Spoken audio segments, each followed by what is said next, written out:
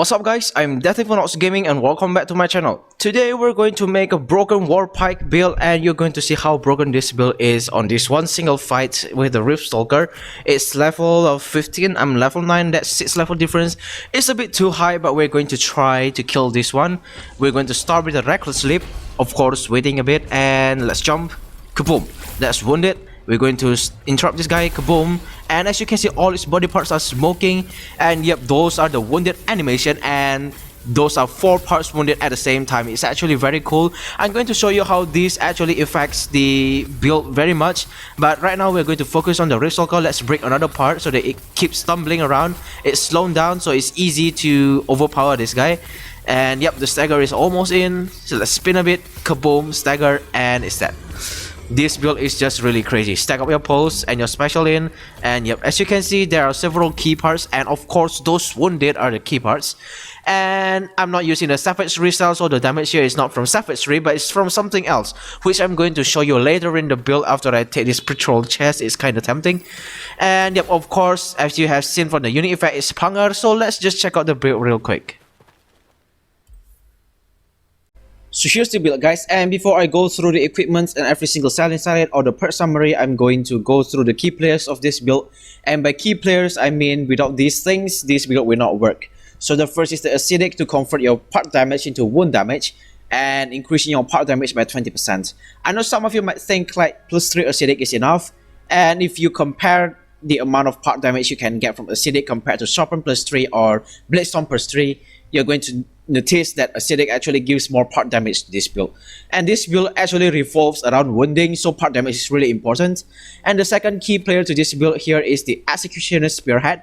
This one gives you 8% damage boost for every wounded part.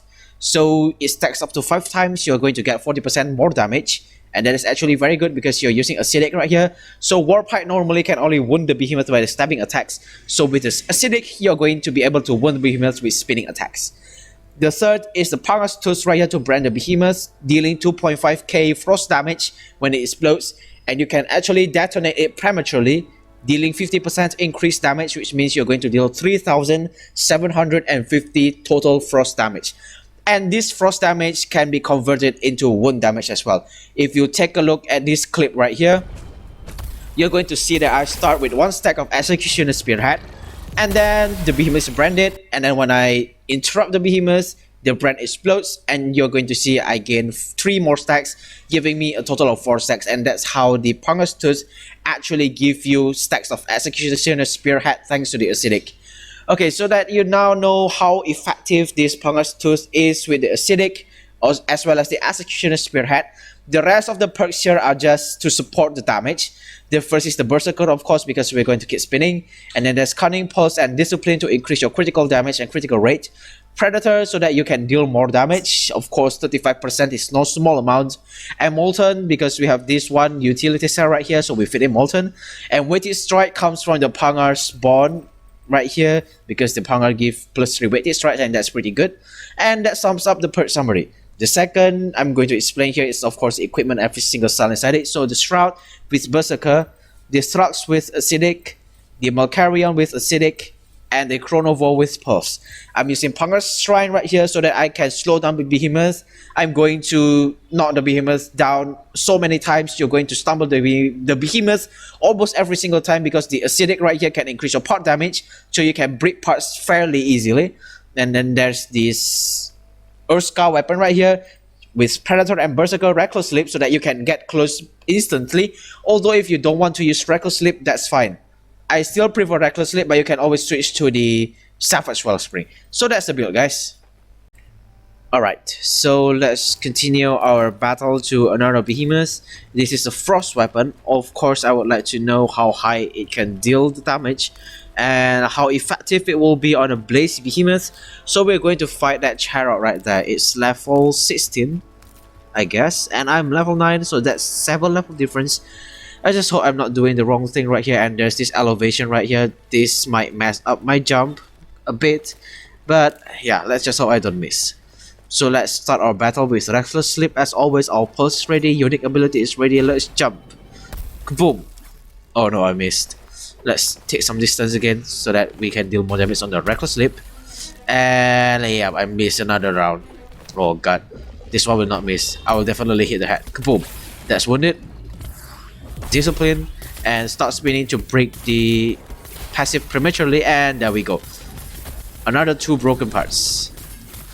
Pretty easy. Let's start spinning. It's half HP by now. Let's keep spinning it. That's 4 wounded parts. And let's see if we can get another part wounded before killing this one. I guess not. It's gonna get angry. Alright, let's end this with the reckless leap, I guess. Let's jump. Kaboom! Easy. Alright, so we're going to stack our special and the pulse as well. It's so easy. Level 16, it kills very fast. Poggers. Yep. So we're going to continue our battle to maybe that Shadow Touch Drusk.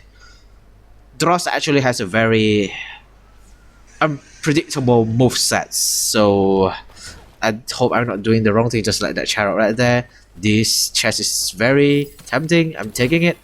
And yep, let's go to this Shadow Touch Drusk. And I hope I'm not doing anything wrong. Wait, I'm doing something wrong. The unit ability is not ready. Alright, let's move back a bit. That is so wrong. Alright, so since I don't know how long this is going to take, I'm going to stop the recording here, and adios. I'm going to see after the unit ability is ready. There we go.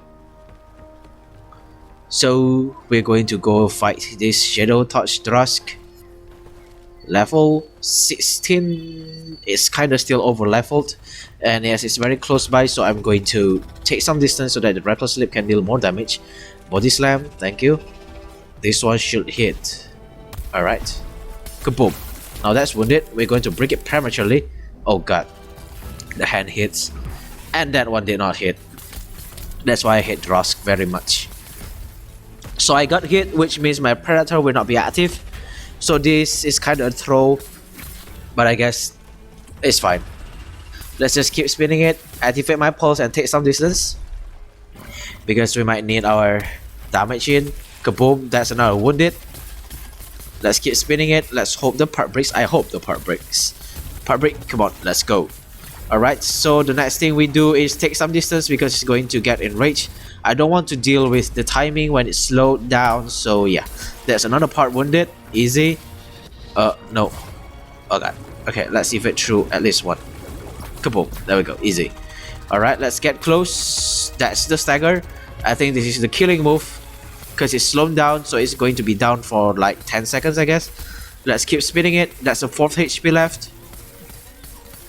Come on, just die. There we go. Level 16, overpowered, and still pretty easy. Pulse, stack up, and the special. And as you can see, this build really kills. Although I did make some mistake right there, such as getting hit, removing my Predator from the game. But still, this build hits hard. Always be careful because you're using Predator here. You must play it perfectly. You must not get hit, although I'm pretty sure that people who use this build will be perfectly good at it. So that's all for the video. I hope you guys enjoy it. Please don't forget to like, subscribe. It's free and you can always subscribe. Thank you for watching. I'll see you guys in the next video.